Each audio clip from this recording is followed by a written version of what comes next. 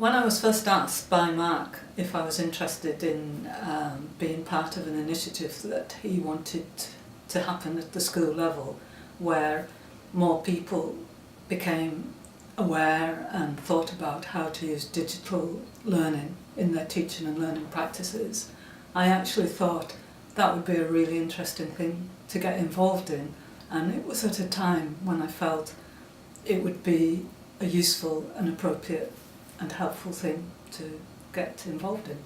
Much quite anxious really, because I didn't really know how to design a module online, and it's a very different environment to standing in front of a group of students, because standing in front of a group of students you can ask questions, you can interact with your audience, whereas online the environment's very different. So I think that was one of the kind of main challenges that I found at the beginning. I didn't believe the university had the capabilities. I know we have some super MOOCs that staff in other faculties have done, but I think I was focused on actually wanting to make a TED talk style production because I didn't believe that I could have anything interesting to say.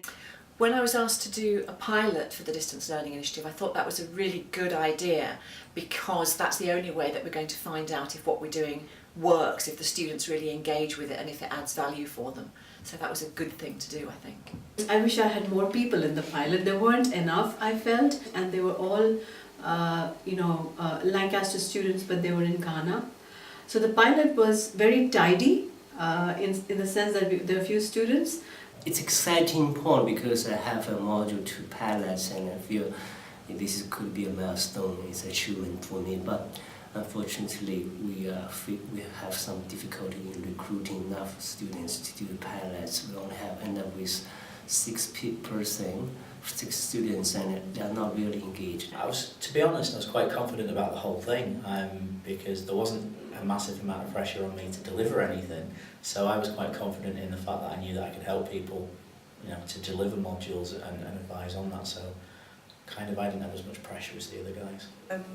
It's not just using the technology, it's trying to delineate between what specialist support you need and what you need to actually input in terms of the teaching material. A lot of things were really good about the LUMS network, and we made a lot of progress, but actually working towards a final product without a point of candidate engagement and without actually knowing the students with which I was going to be engaging, for me I found difficult. How to speak in front of the camera, how to make sure you're sitting in a good place, how to make sure your eye movements are okay, and your voice is well modulated. This was really hard. We realized we knew very little about this.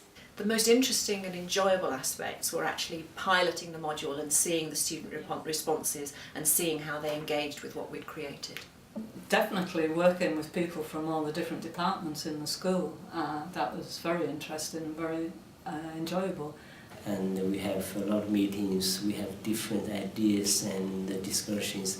That's the most interesting part, because we don't know where is the destination, but we still carry on. Yeah, we just keep going on. Yeah, feel the fear, but still carry on. Yeah.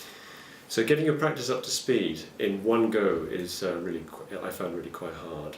I think most people with their teaching practice, they work incrementally from one delivery to another, and therefore there's a series of steps of technological innovation in which they're going to want to bring into their practice one by one, and therefore the more frequently they can repeat this, even if in very small batches, the easier it's going to be to adopt incremental technology at each and every revision. Having the time and resources to actually be able to create the module that you'd really like to create.